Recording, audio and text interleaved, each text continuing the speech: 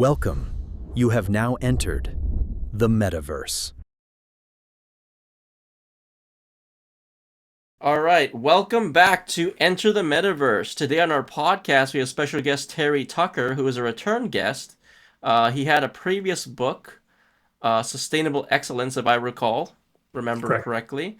Right now, he has a new book called Four Truths and a Lie, which is Ancient Wisdom for Living Your Modern Purpose, which is a motivational and faith-based self-help book that draws on Terry Tucker's life experiences from the NCAA division in basketball and the SWAT negotiating that he did over a decade as a cancer warrior to offer guidance, resilience, purpose, and mindset in meetings. So, thank you so much, Terry, for returning and sharing your insights with us. And I'd like to hear about you, and you can introduce yourself a little bit further if you would like. Sure. Sean, thanks for having me back. I enjoyed talking to you last time. I think this is going to be a lot of fun as well. So I grew up on the south side of Chicago. I'm the oldest of three boys, played college basketball at the Citadel. First person in my family to actually graduate from college. Moved home to find a job after I graduated. Sean, this is long before the internet was available to help people find employment. Fortunately, I found that first job in the corporate headquarters of Wendy's International, the hamburger chain, in their marketing department. That was the good news. The bad news was that I lived with my parents for the next 3.5 years as I helped my mother care for my father and my grandmother, who were both dying of different forms of cancer. After Wendy's, I actually went to work for the hospital that cared for my father and my grandmother. I thought they did such a great job that I wanted to be part of that organization. Then at 37, I made a major pivot in my life, became a police officer. And part of what I did during my law enforcement career was I was a SWAT hostage negotiator. After that, started a school security consulting business, coached girls high school basketball when we lived in Texas. But for the last 14 years now, I've been battling a rare form of cancer, a rare form of a melanoma. And then finally, my wife and I have been married for 32 years. We have one child, a daughter, who's a graduate of the United States Air Force Academy and is an officer in the new branch of the military, the Space Force. Yeah, I last time when you mentioned that your daughter's in the Space Force, that was really very interesting to me, and your whole story is interesting to me. Um, but that's what stood out a lot because Sure. I was as a new thing that I was discovering myself was the Space Force, and your of course your amazing story of you surviving and battling, in your words, battling cancer, um, understanding that is a long story, and that's what probably made you write the books. Is that why? I'm not sure. Sure. So, the first book I wrote, Sustainable Excellence, that you mentioned, I published in 2000, right in the middle of the COVID pandemic. And I wrote that book literally in the 4 to 5 month period where I was healing after I had my leg amputated as a result Hmm. of the cancer. And as soon as I published that book, I knew there was a second book. Sustainable Excellence is a book about success. Four Truths and a Lie is a book about another word that starts with the letter S, and that is significance. Success is what we do for ourselves, significance is what we do for other people. So I knew there was a second book in there. It took me much longer to write it. I started writing Four Truths in right around Thanksgiving, right around November of 2023, in the middle of being treated every 3 weeks for an entire week for my cancer. So it was 2 weeks of working on the book, a week off, 2 weeks of working on the book, a week off. So I call it sort of my fits and starts. I was having fits, then I'd start and things like that. So it was always a book I knew I was going to write. It just took me a lot longer than the first book. Gotcha. Yeah, I think that when the more effort, sometimes, well, it makes sense. The more effort we put into things, it doesn't always have to take longer time, but if if you put a lot of effort into it, you're gonna reap the rewards down the line. You know what I mean? I do. And you're right. I mean, Four Truths and a Lie was there was a lot of research that went into it. There were stories that I needed to kind of get into. Somebody told me once, never make a point without telling a story, and never tell a story without making a point. Sean, if I told you five things, you might remember one or two of them. But if I told you five things and I gave you a story to illustrate each of those things, there'd be a greater chance that you would remember more of the things that I told you. So I really am big on stories. I like stories that personify what I'm trying to say instead of just saying it. It's like, let me tell you a story about this because you'll remember it more in that. So it was a lot of going through notes and things that I had and finding stories that were germane to each of the four truths and the lie in that, and kind of putting it all together. What do I want to say? And I have great editors, and I am so thankful for them because there were some things, honestly, Sean, that I put in the book that I really liked, and they were like, you can't say that. And I was like, why? Well, I'll give you an example. So there's a quote that's attributed to Nelson Mandela, the former president of South Africa, that goes, "I never lose. I either win or I learn." I thought, man, that's a great quote. And I put it in the book. And they came back to me and they're like, you can't say that because nowhere does it say that he's ever said that. It's attributed to him, but we could find nowhere where that was actually said. And so I wanted the book to be authentic. I wanted it to be real. I wanted it to be true. So I was like, okay, I've got to say that differently and stuff like that. So thank God I have such great editors that sort of take me to task when I get off the track a little bit. Yeah, that's a good thing. It's having a good support team to help you kind of like double check, proof edit and everything like that to make sure that it gets out the way it's supposed to get out. Yeah. If that makes sense. Yeah, it does. I always say I gave them the bones and they helped me put the meat and the muscle on the bones. So, Yeah, so would you like to first either start with a story from the book that really stood out that you would like to share with everybody, or would you like to start with the Four Truths and the Lie? That's totally your option. Sure, I can give you a story. There was, I mentioned I went to the Citadel, which is a military college, and about 4 or 5 months before I was going to graduate, there was an Air Florida flight that was taking off from Washington, D.C. in the middle of a snowstorm. And unfortunately, it didn't get de-iced well enough, and there was some pilot error, and the plane hit a bridge and plunged into the Potomac River. And this is the middle of January, so freezing cold water. Most of the people died. There were a handful of people, maybe 6 people, that survived that were clinging to the tail of the plane that was sticking out of the water. And there was an alumni of my college, the Citadel, who was one of those people. And he was seen numerous times. There was a U.S. Park Police helicopter that arrived at the scene, lowered a rope, and he was seen passing that rope to people to save their lives. And at any time, he could have grabbed that rope and saved himself, and certainly would have had a very interesting story to tell for the rest of his life. But he ended up giving that rope of life, that lifeline, to all these other people to be saved. And at one point, the wreckage of the plane shifted and brought him under the water, and he died. And nobody knew who he was. They knew what he was wearing, and when his body's recovered, they found out who he was.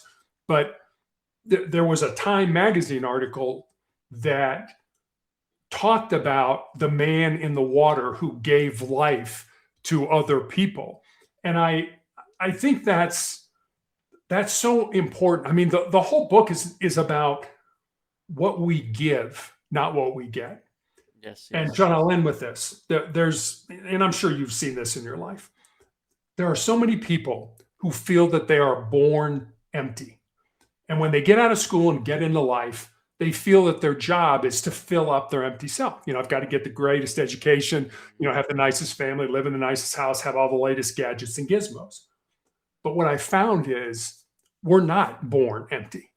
we're all born full with whatever we need to be successful already inside of us. However you define that word success, we just need to find it, pull it out, and use it for our benefit. So our job in life should not be to fill ourselves up. Our job in life should be to empty ourselves out with our unique gifts and talents, certainly for the betterment of ourselves, but also for the betterment of our families, of our friends, and of our communities. So when you make that paradigm shift, when you make it to what can I give versus what can I get, it's a whole different world that opens up in front of you.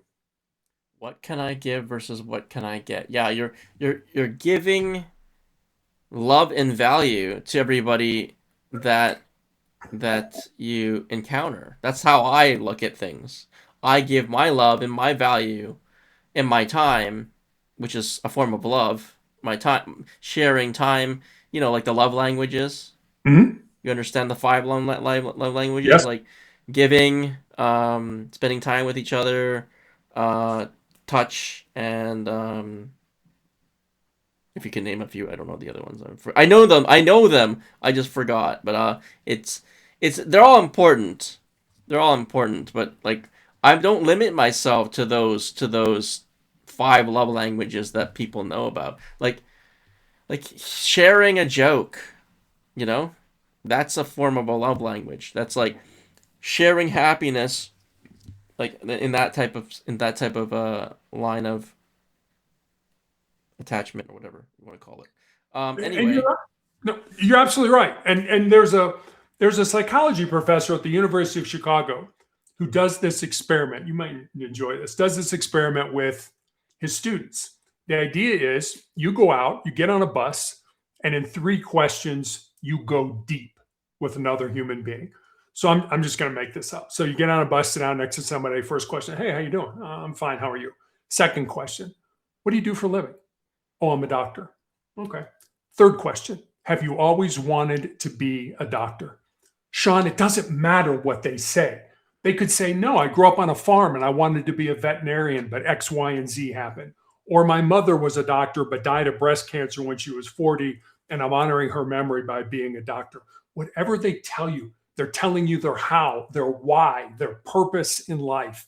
And we don't go deep with people anymore, especially with social media. Just let's just stay on the surface. Everything's great, everything's wonderful, everything's fine. 100 years from now, nobody's going to remember I was here. And that's fine. But what I want now are those deep, lasting, meaningful relationships with other human beings. I understand. I totally get where you're coming from and understand that fully because the deep connections is what makes us feel deeper in a good way. Mm-hmm. You know what I mean? So Yeah. like it's having someone extraordinary like yourself Thank like you. sharing this information and it might not reach as many people as we want, but it will reach the ones that matter. Yeah. You know what I mean? Yeah. So It'll like reach the ones that it's supposed to reach. exactly, and maybe not through just my podcast, but the podcasts that you go on and other whoever's hosting it.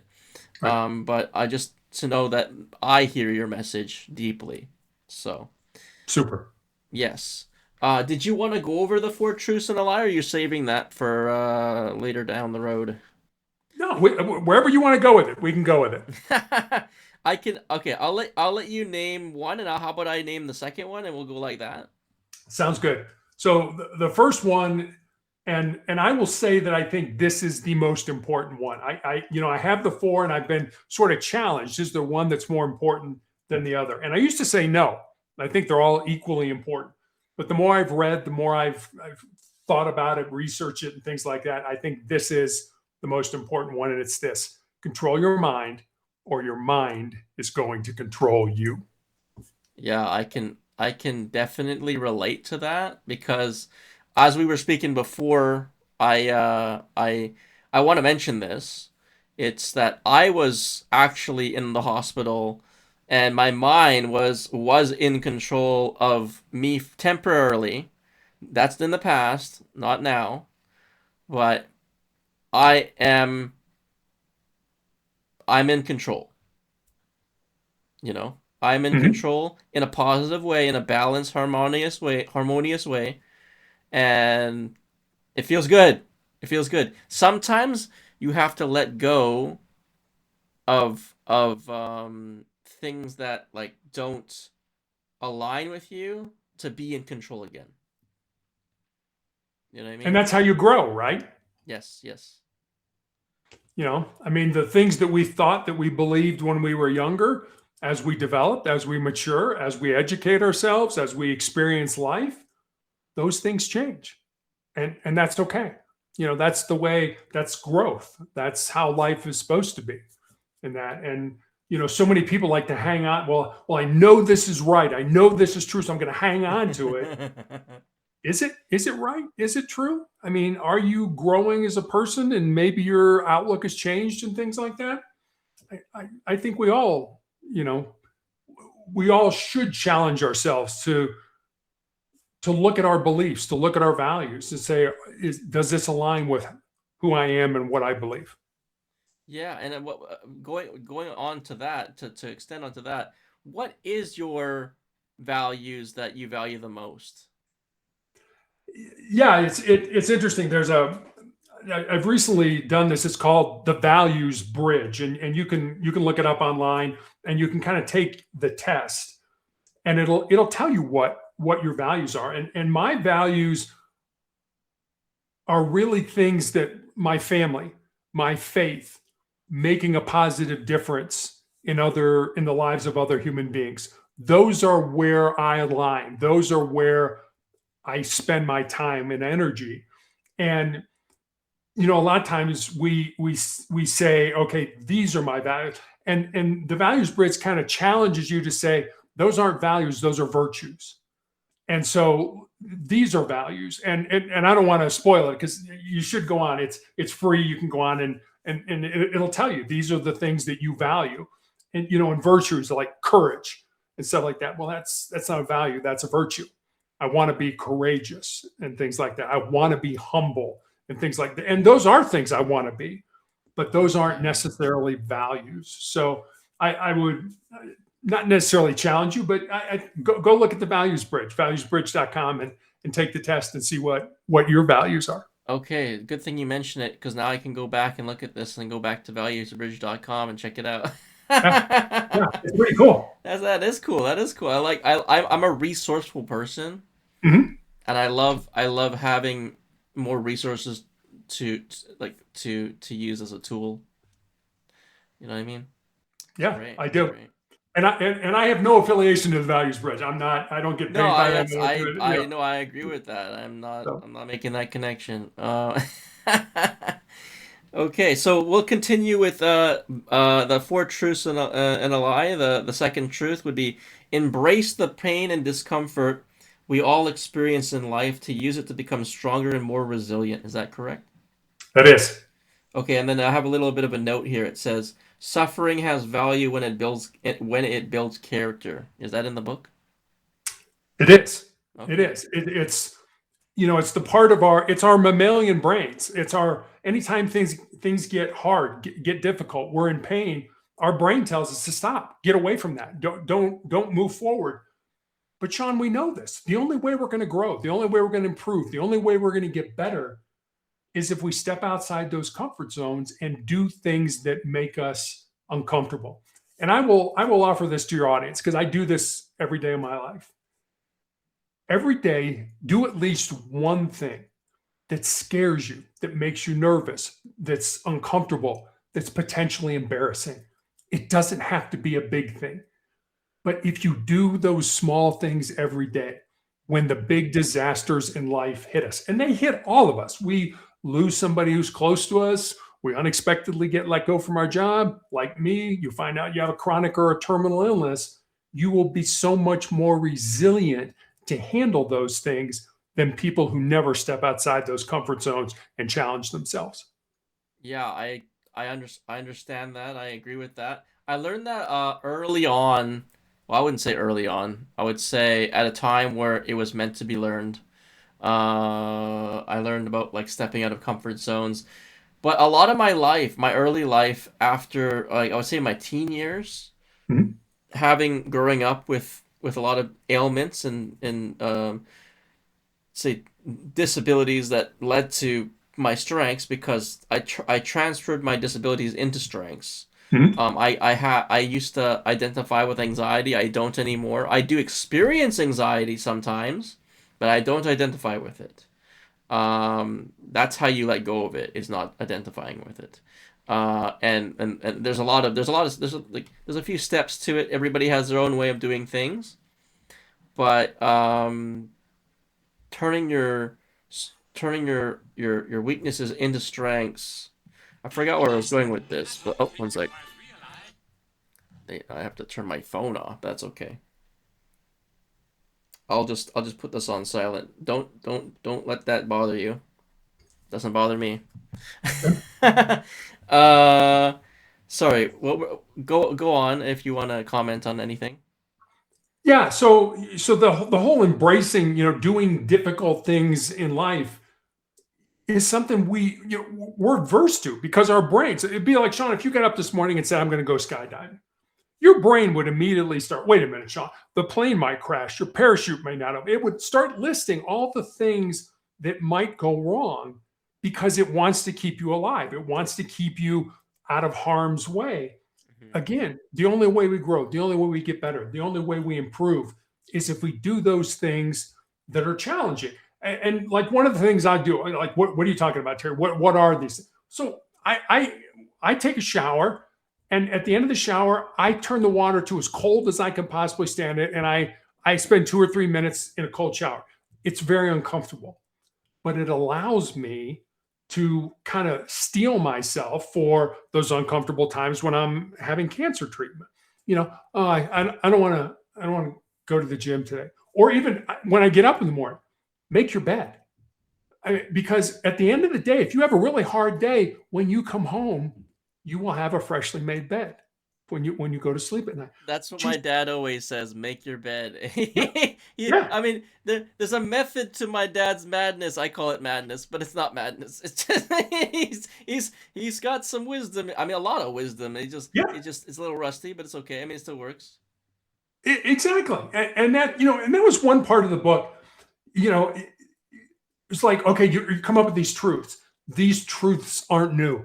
There was a pastor, and I'm going to mess up the quote a little bit, back in the 1800s, and he talked about how we all try to come up with each generation. Here's new truths, and his point is truth is truth. It doesn't matter whether it was 100 years ago, 200 years ago, 500 years ago, 1,000 years ago, or today. Truth is truth. And we try to come up with new truths when all we need to do is kind of resurrect the old truths and make them valid or make them work in whatever society we have. It's kind of like the Constitution. The forefathers never thought about cars or anything like that. So there's nothing in the Constitution about cars or anything like that. But Yeah. it's things like that can we update our truths to our society, understanding that they are still truth, and 1,000 years from now they will still be truth as well. Well, the thing is, like, we're allowed to update things. That's why there's different amendments. Amendments are updates. Yes. That's what they are. Yeah. We're Exactly. allowed to update these things to modern day life. There might Yeah. be barriers, but they were put there for a reason too. But for the people know what's right for them. In the end, they know what's right for them. Exactly. Um, and there's systems in place to keep the amendments for the people. Mhm. Yeah. Absolutely. Mm-hmm. It reminds me of that movie National Treasure. I love that movie. Yeah, that's a good movie. Yeah. But Yeah. sorry, if you want to go ahead with the next truth, or unless you want to continue go, I mean, every truth has so much value and wisdom in it. We can go on forever, but I would like you to go with the next truth. Sure. So the next truth I kind of look at as a legacy type of truth, and it's this: what you leave behind is what you weave in the hearts of other people. So where do we get our values, we usually get them from our parents or the people who raise us, whether it might be your grandparents, might be an aunt or uncle. Where do we get those? We get those from another individual. It's kind of walk the walk and talk the talk. If you're saying one thing, hey, you should never smoke cigarettes, but you're smoking a pack a day. It's kind of like, wait a minute, those that doesn't jive with what you're saying. Yeah. And so I think it's important. Again, what legacy do you want to leave? And and there have been all kinds of studies done. And a legacy is not something tangible. I mean, it can be, but what people, especially elderly people that are interviewed, they don't see their legacy as being, here, I'm giving you money, or I'm giving you a car, I'm giving you the house that you, whatever.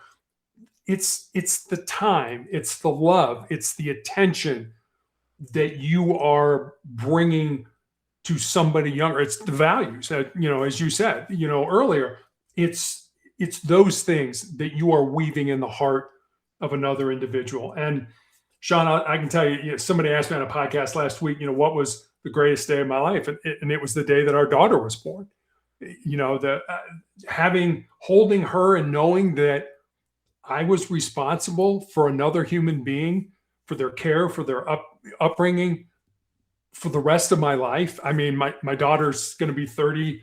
She's pregnant with our first grandchild. I mean, she's an adult, but I still worry about her every single day. I still want to make sure she's safe and all that kind of stuff. So, what am I weaving into her heart? And I grew up, I grew up this way. On Christmas Eve, we would go to mass, and then we would come home and have pizza, and we would open a certain amount of gifts. That's what we did with our daughter. That's how we raised our daughter. And I remember one year, my wife was like, well, let's go to mass, and I'll put a roast in the crock pot, and we can have, and our daughter was, absolutely not. We can't deviate. We've got to have pizza because it's Christmas Eve. It's routine, right? It is. It's what we've woven into her heart. That's what she will probably pass on to her family as well. And that's not what I'm really talking about. I'm talking more, love and values and things like that, not traditions, but it's just kind of an example of something she wants to continue with her family. I know people go the extra mile to make things happen. That's for sure, because they'll go to the end of the universe if they need to. They will, and that's important. I mean, that makes us feel good, and that's okay. Oh yeah, no, it's meant to be. It's meant to be. Yeah. It's beautiful. I love that story. Okay, now did I share that one? I think I did, right? Oh no, you did. No, I did that one. So I'll share the lie that you have created with in the book that is enlightening. As long as you don't quit, you can never be defeated. Perseverance is the undefeated form of victory. Yeah, that's the fourth truth. Oh, that's a truth. That's not the lie. That's a truth. My bad. No, you're good. You're good. But that's, and I guess let me, I think that's very self-explanatory. But let me explain how that plays out in my life. I mentioned that I've been battling cancer for 14 years. Someday my cancer journey, my pain is going to end. May end through surgery, may end through some new medication or new procedure that's developed. Quite frankly, it may end when I die. But if I quit, if I give up, if I give into pain, then pain is always going to be a part of my life. So that's kind of what, in a couple sentences, that's what that means to me. Yeah. Pain is a difficult one. And understanding that you're stronger than pain, that the pain only makes you stronger. Like it's very classic, but like it's the truth. And that you're still here. So you made it this far, so you can make it further as far as you need to. Yeah. I mean, it goes back to what we were talking about earlier, finding meaning in your misery. I don't think we experience pain. I don't think we suffer in vain. there's something we're supposed to learn, something we're supposed to pick up through that. And a lot of times people don't. They just suffer for the sake of suffering. It's like, what are you supposed to learn? Is it that you're stronger, like you're stronger, you're tougher, you can handle this? Is it that you are supposed to be a role model, an example for other people on how to deal with pain? What are you supposed to learn through this? And I've always said, there are two incredibly important things. I've learned a lot through cancer, but two incredibly important things. And the first one is, I don't think you truly know yourself until you've been tested by some form of adversity in your life. Whatever that ends up being, cancer, or somebody dies, you're abused, you go through trauma, you're an whatever it ends up being. And secondly, I've been asked if I could live my life over again without cancer, would I do it? And Sean, I don't think I would. Cancer has made me a better human being. I mean, I've had my foot amputated. I've had my leg amputated. I've got tumors in my lungs. But cancer has made me a better human being. And even through all that, I still would take cancer. Yeah, as Terry Tucker, that's the story that played out that made you who you are. Yeah. But yeah. in my belief, in my faith, that there are surprises that even I can't even fathom, that are more beautiful than I can even think of. Yep. Yep. Yeah. I mean, you're right. I mean, I've always said that this cancer journey is bigger than me. That I'm, I have a very strong faith in God, and I've seen so many people die in these 14 years. And sometimes I wonder, well, why did they die and I didn't? And I have a friend up in the Pacific Northwest, and we both have this saying. It's like, because God's not done with me yet.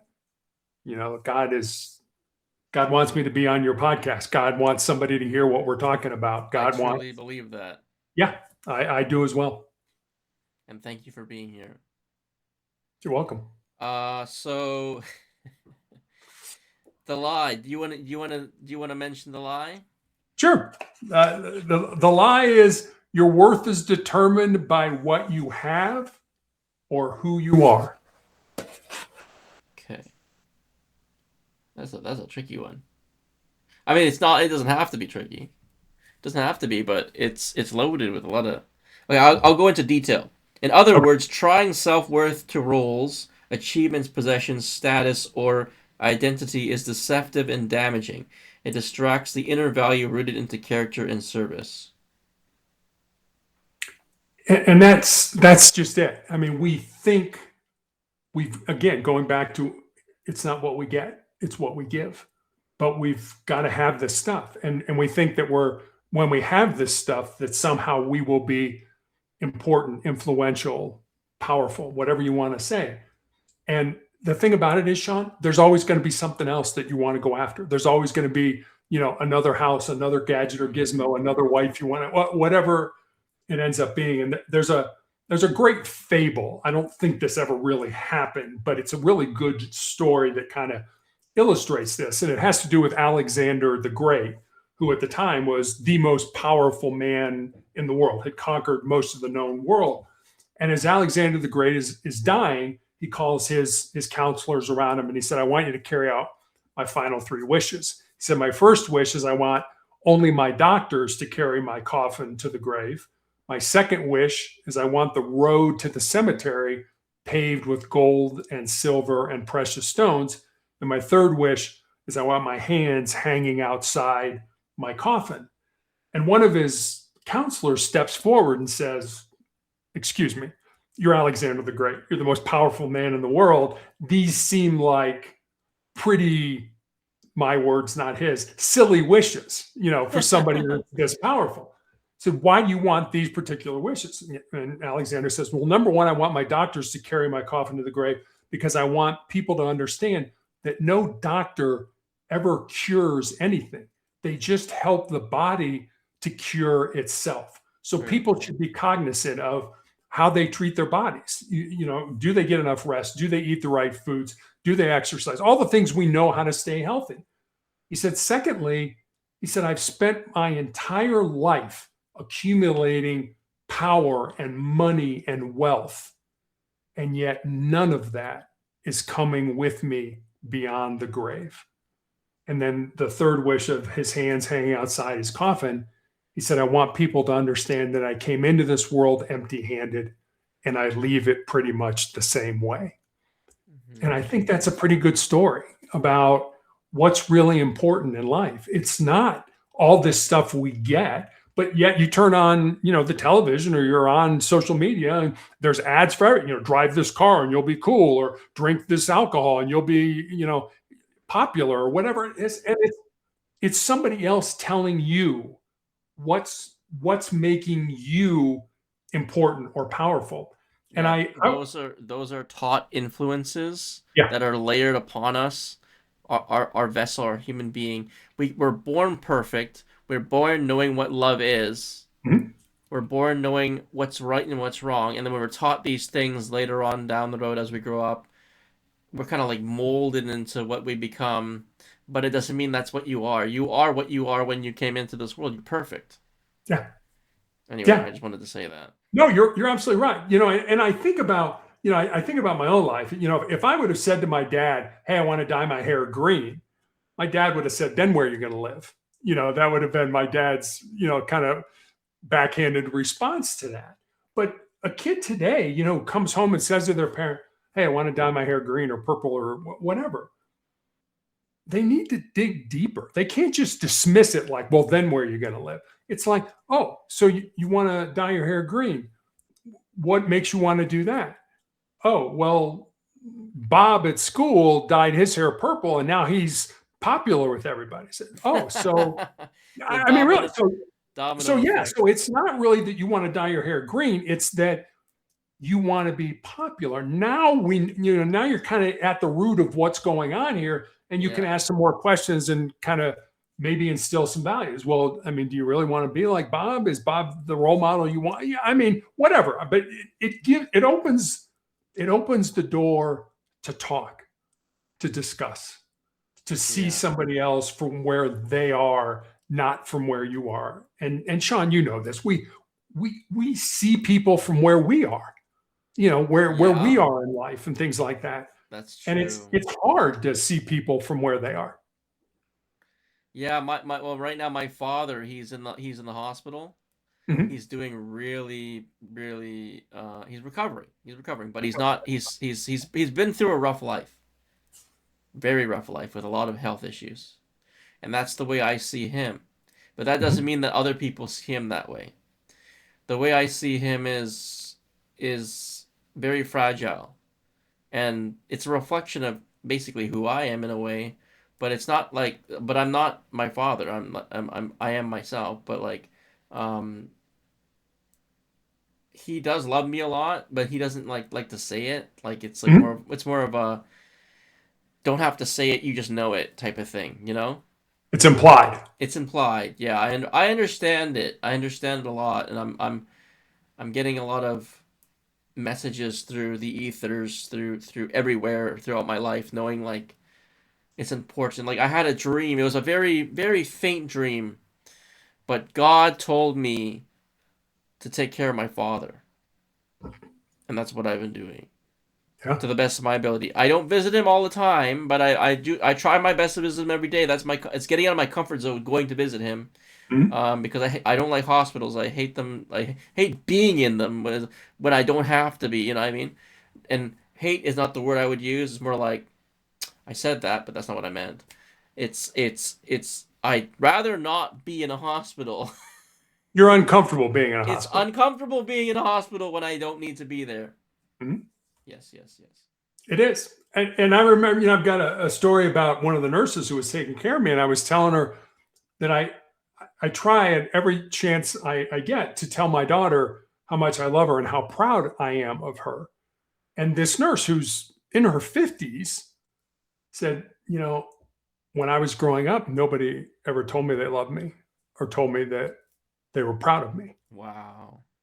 And so I told her, I said, look, I love you and I am proud of what you've accomplished in your life. She's been through a lot of difficult things. And I said, I'm not talking about romantic love. I'm talking about spiritual love, willing the good of the other. That's what love means, willing the good of the other. That's what I want for you. I want good things for you. I want good things to happen in your life. And I'm proud of what you've accomplished given all the trauma you've experienced in your life. And you could just see, she almost teared up, like somebody said they love me and they're proud of me. I mean, I can't imagine. She ended up being raised by her aunt and uncle. And I don't think her aunt and uncle really wanted to raise her and her sister. Oh, yeah. And they did the best they could, but they didn't give her the nurturing that all of us need and certainly all of us want. Yeah, I'm born in a very fortunate position. Sometimes I might not look that way, but like not everybody gets the same position in life. Mm-hmm. Everybody has a different tools that they have, but I believe that there's always a way to get out of the situation that you might be in. And that's my belief. I don't know the situation everybody's in, but like a lot of people turn to God when they think that they might not have a way, but that is a way. Turning to God is a way, and that's a good way. Now, is there some core themes that you want to go over? Because I have some written down here from your book that you want to mention. Now, if you got something written down, let's go with what you got. Okay, so making suffering meaningful and transformative. Did we already go over that? I think so. It's finding meaning in your misery, finding meaning in your mission. What are you supposed to learn? What is this supposed to teach you? And like I said, I think a lot of people miss that message, especially when you're in pain, either emotional pain, physical pain. What do you mean? What am I learning? I hurt. I don't want to learn anything here, but there's a reason. There's a reason. And like I said, I've always felt these 14 years of cancer, when I was told initially when I was diagnosed in 2012 that I would be dead in 2 years, it was like, well, I've been given a death sentence. How can I turn that death sentence into a life sentence? And that's what I've been trying to do for the last 14 years. Converting it into the light. Yeah. How what's the mission? What am I supposed to do? And again, this is bigger than me. This is God wanting me to be here. Yeah, and like you're on a medical how do you explain what you're on? Like you're on a medical.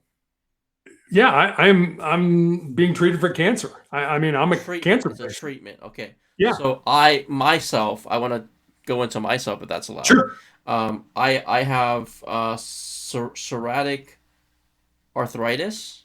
Okay. So it's kind of like the pain's kind of like a gout. It's kind of in the similar attributes, but a little bit different. But I have amazing doctors, and they have given me the tools to manage and maintain stability without having to face that pain, or maybe not to face the pain, but to endure the pain. I'm still like the pain will be there if I, go off track or whatever. But I still believe that there are ways to, like, with advancements in science and medical and all that stuff and healing, that I don't have, like, eventually I might not have to be on these treatments forever. That's the goal for everybody. Nobody wants to be on a treatment forever if they don't have to be. I believe that's possible. Yeah. I mean, I think, in 14 years, I've come from, you're going to be dead in 2 years because we don't have anything for you other than surgery, to now, just this past fall, I had a really brand new cutting edge type of treatment where they removed a tumor from my stump, sent it off to the lab, grew billions of my T cells, or the fighting cells that we have that take care of cancer and colds and flus and all that kind of stuff, put me in the hospital for 10 days, depressed my immune system with high dose chemotherapy, and then gave me my own billions of my own T cells that in many ways eradicated a lot of the tumors that I had in my body. And I was trying to get them to cut off the rest of my leg. And they're like, no, this is better because it's your own immune system helping you to fight or get rid of this disease. And like I said, I was probably the 12th person to have this done at the University of Colorado Hospital where I was treated. So it's very new, it's very cutting edge. And so I may be on the road, as you said, to a point where I don't have to have treatment anymore. I just get scanned, Beautiful. every quarter or every, half a year. Just a check, right? Just see. Yeah, just a check. Yeah. Yeah, kind of like an eye doctor, just to check if your eyes are getting Yep. better or worse. Yep. And I have to make an eye doctor. I mean, I have to use my words the way I meant to use them. When you say I have to do something, this is an education to everybody. That means you're not giving yourself a choice. But if you say you get to do something, then it's an option, and you have freedom. I value freedom a lot because freedom gives you the choice to explore, to do things you want to do, instead of having to be somewhere. No? And that's a great way to look at life. Do I have to get up today and go to work, or do I get to get up today and go to work? Do I have to get up today and take the kids to school, or do I get to take the kids to school? Do I get to have that 20 minutes to just check in with my kids? I mean, instead of, I got to get to the office, get out of the car. No, you got 20 minutes with your kids. Yeah. Don't rush it. Yeah. Enjoy it, embrace it. But yeah, no, I learned that through a dear friend of mine named Wafik. He's a good friend of mine. He taught me just to the way I use my words matters. It does. And yeah, because it's how it's reciprocated and how it's heard the other way. You know what I mean? Like kind of like how tone matters as well, the tone of your voice, and how text sometimes doesn't always get the message across because it's not like some people can feel the expression, and some people need a little bit more like emojis and stuff like that. Just an example.